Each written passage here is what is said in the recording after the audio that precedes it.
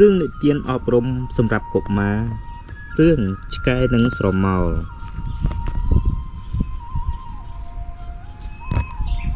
នៅថ្ងៃមួយនៅផ្សារក្នុងភូមិ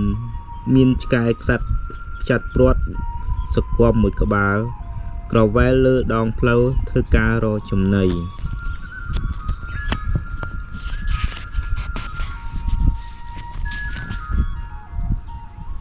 នៅពេលដែលវាដើរមកដល់តូបលក់សាច់ឆ្កែបានឈប់ហើយសម្លឹងមើលសាច់មួយដុំនោះយ៉ាងស្រេកឃ្លាន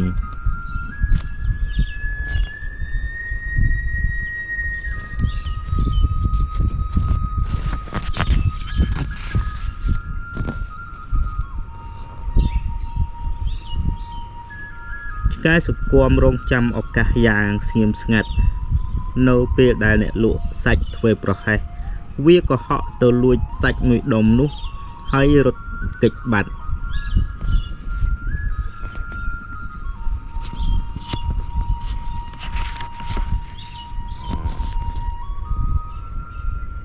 នៅពេលដែលកំពុងឆ្លងស្ពានវាក៏មើលទៅក្នុងទឹកទន្លេវាឃើញឆ្កែមួយទៀតជាមួយនឹងសាច់មួយដុំនៅក្នុងទឹកហើយសាច់នោះធំជាងរបស់វាទៅទៀត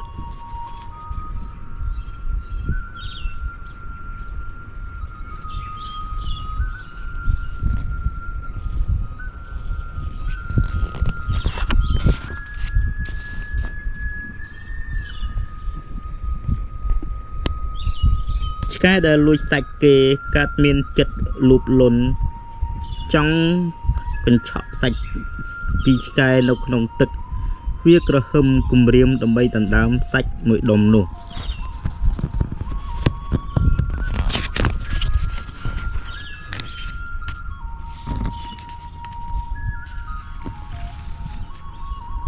ភ្លាម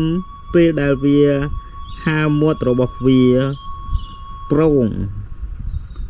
ដុំសាច់ក៏បានធ្លាក់ទៅក្នុងទឹក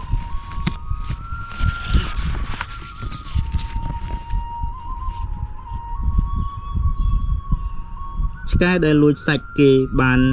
តែឆោស្រឡាំងកាំងវាយឺតពេលទៅហើយទម្រាំតែដឹងថាឆ្កែដែលកំពុងតែពំដុំសាច់នៅក្នុងទឹកគឺជាស្រមោលរបស់ខ្លួនឯងសាច់បានជ្រុះធ្លាក់ទៅក្នុងទឹកបាត់